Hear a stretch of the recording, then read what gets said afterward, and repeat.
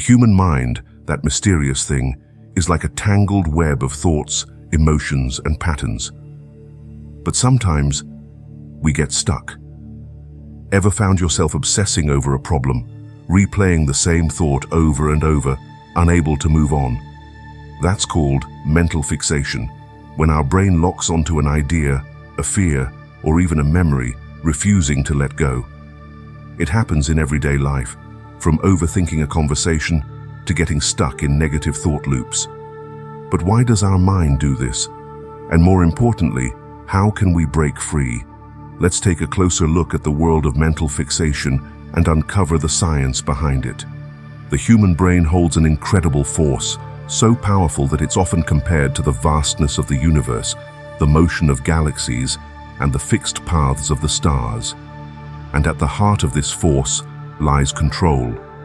Just as the body has an innate ability to heal itself, the mind too has a mechanism to regulate its own power.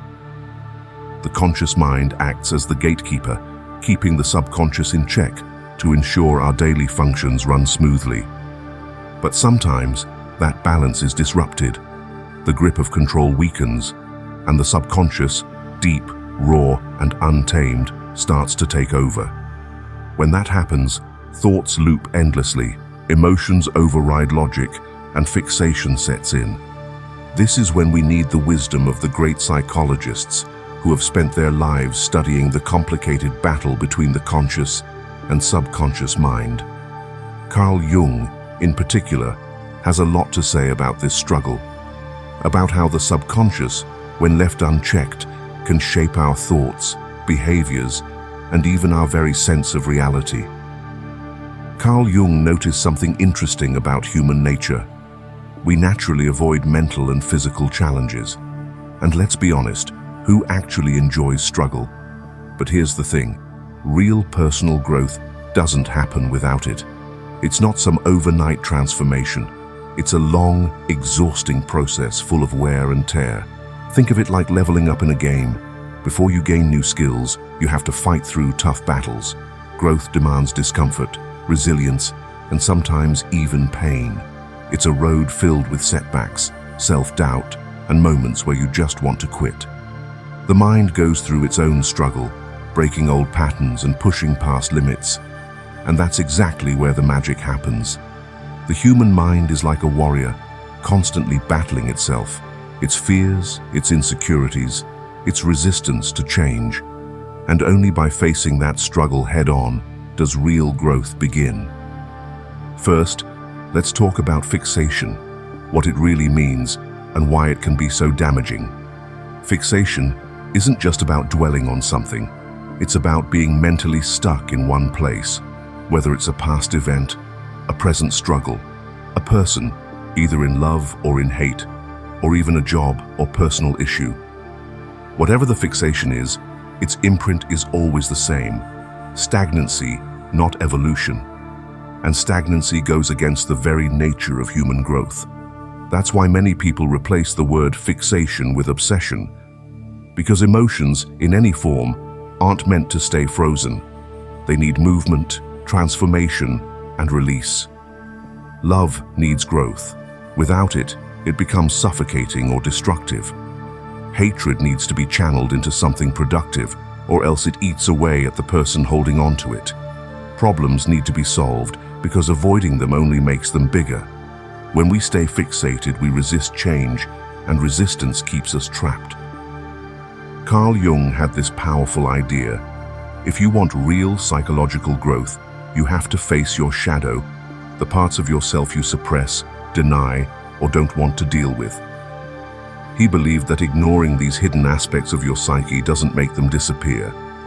Instead, they show up in sneaky ways: self-sabotage, anxiety, projecting your fears onto others, or feeling stuck in life. As a psychologist, Jung spent a lot of time helping his patients confront their own shadows. He knew it wasn't about getting rid of the dark parts of yourself, but about understanding and integrating them. Inside that shadow aren't just fears or insecurities. There's also untapped strength, creativity, and wisdom. The more you avoid it, the more power it has over you. But if you face it, That's where real transformation happens. Jung used dream analysis, active imagination, and archetypes to help people bring their unconscious struggles into the light. He believed that true healing isn't about pretending to be all good or perfect. It's about embracing all parts of yourself, even the uncomfortable ones. His work still influences psychology today, and his message is clear.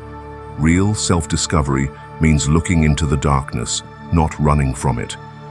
Because in doing so, you don't just find your fears, you also find your true self. Fixation is more than just a passing thought or a lingering feeling. It's a mental trap that keeps us stuck, stopping us from moving forward. When the mind fixates, it becomes consumed by a single event, person, or problem, making it impossible to focus on the present. Daily life starts to suffer. Work, relationships, even simple tasks become difficult because the mind is too preoccupied. It's like being caught in a loop, replaying the same thoughts over and over without resolution. Instead of adapting and finding solutions, fixation freezes us in place, making real progress feel out of reach.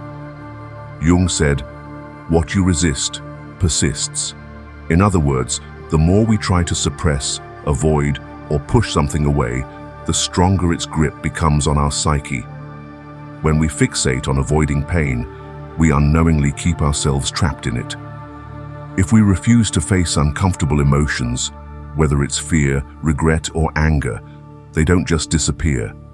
Instead, they linger beneath the surface, influencing our actions, shaping our thoughts, and keeping us stuck in patterns we don't even realize we're repeating.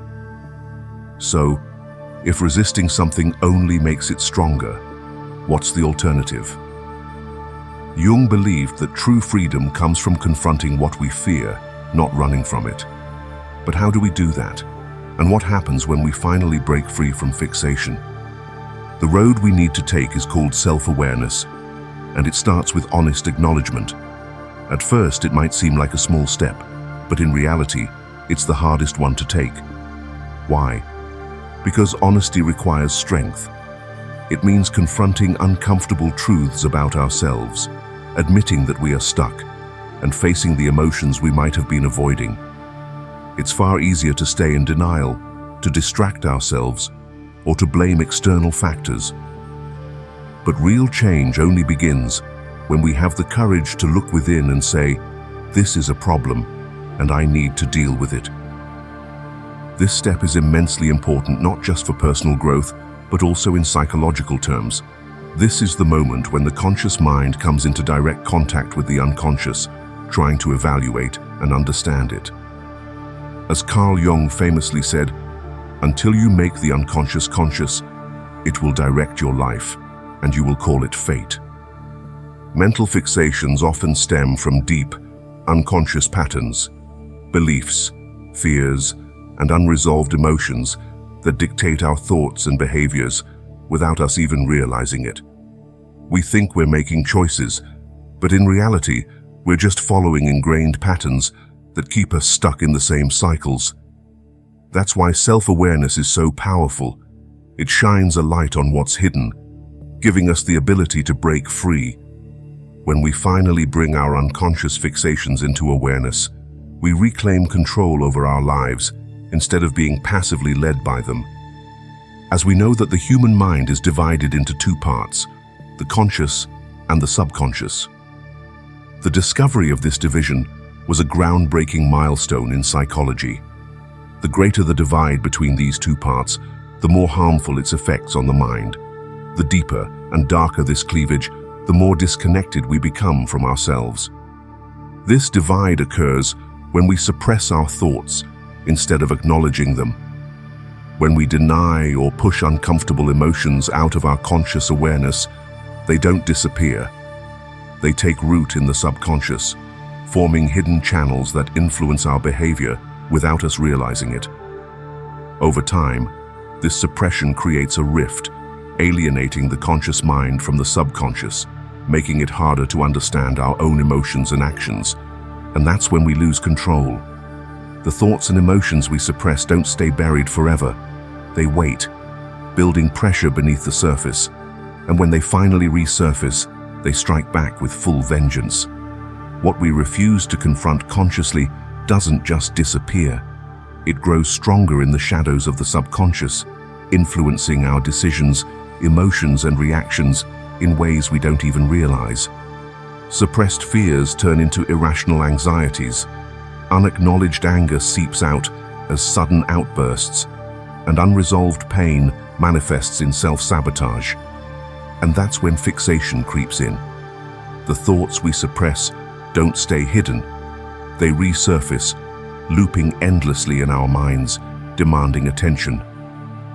Fixation is the mind's way of trying to process what was left unresolved, but instead of moving forward, it gets stuck, replaying the same emotions, fears, or regrets over and over. You might find yourself obsessing over a past mistake, unable to let go of a painful memory, or fixating on a problem without finding a solution. It's like being caught in a mental trap. Your mind keeps circling the same thought, yet no real progress is made. And the longer this cycle continues, the more it affects your emotions, decisions, and overall well-being. This is why self-awareness is crucial, because only by recognizing fixation for what it is can we begin to break free from its grip. The task, as Jung says, is to make the unconscious conscious, to close the gap between these two parts of the mind and integrate them, rather than allowing them to remain in conflict. The greater the divide, the more we lose control over ourselves. Jung famously said, "A man who has not passed through the inferno of his passions has never overcome them." This speaks to the necessity of facing our fixations rather than avoiding them. When we suppress emotions, fears, or desires, they don't disappear. They fester, growing stronger in the shadows of the subconscious.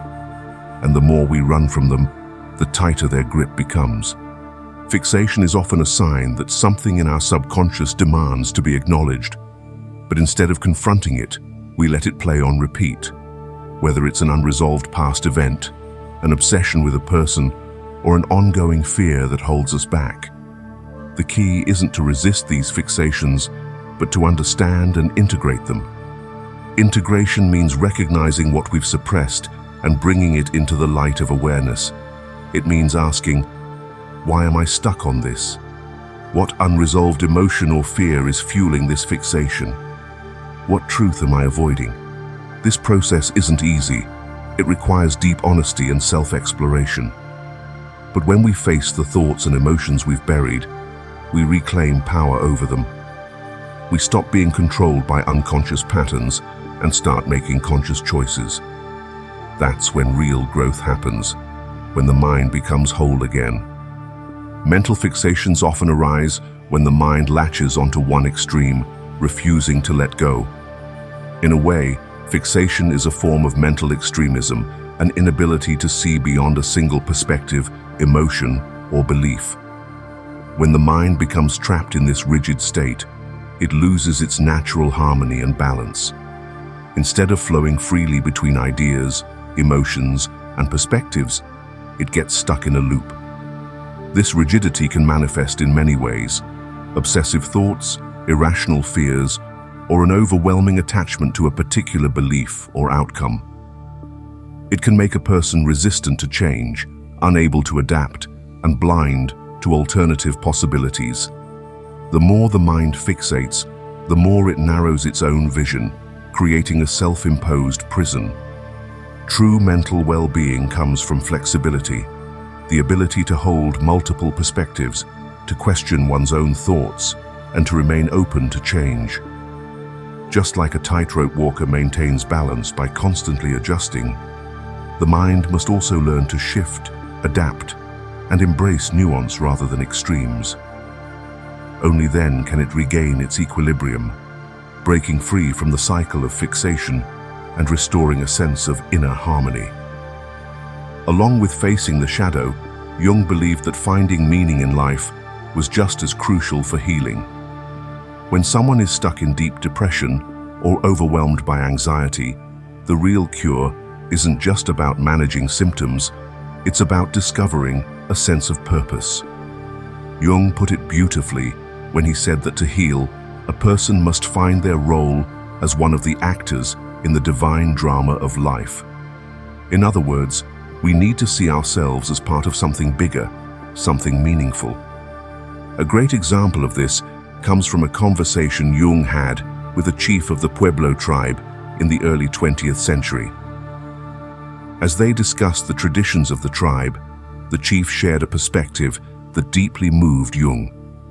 Unlike the modern mindset, which often views individuals as isolated beings navigating a chaotic world, the Pueblo people saw themselves as active participants in the cosmic order. Their existence wasn't random or meaningless. It was woven into the very fabric of the universe. For the Pueblo, rituals were not just religious customs or symbolic acts. They were vital duties that sustained the harmony of existence itself. They believed that their prayers, dances, and ceremonies contributed to maintaining the balance of the world. The rising of the sun each day, the cycles of nature, and even the forces of life and death were, in their view, intimately connected to the spiritual devotion of their people. If they failed to perform their sacred traditions, they feared the balance of the universe might be disrupted. This idea fascinated Jung because it represented a completely different way of experiencing life. In the modern world, people often struggle with feelings of meaninglessness, existential anxiety, and mental fixation because they feel disconnected from nature, from society, and even from themselves. But the Pueblo worldview provided an antidote to this. It offered a deep sense of belonging, a belief that every individual had a purpose beyond personal struggles. Jung saw how this perspective could be profoundly healing. When someone is caught in a mental fixation, whether it's obsessive thoughts, depression, or existential dread, it's often because their mind has become too narrowly focused, trapped in a cycle of self-absorption. But the Pueblo philosophy reminds us that we are not isolated fragments. We are part of something vast and meaningful. When we step out of our own fixation and reconnect with a greater purpose, whether through spirituality, creativity, or community, we begin to restore the balance within ourselves. Jung's conversation with the Pueblo chief reinforced his belief that healing isn't just about introspection and self-analysis. It's also about expanding our sense of meaning and belonging. The mind finds true harmony, not by fixating on its struggles, but by seeing itself as part of the larger divine drama of life. At the heart of this divine drama of life is human and mental evolution, an evolution that thrives on adaptation, growth, and movement, not on stagnation or fixation. Just as nature constantly evolves, so too must the mind. To remain fixated on a single thought, belief, or fear is to resist the very flow of life itself.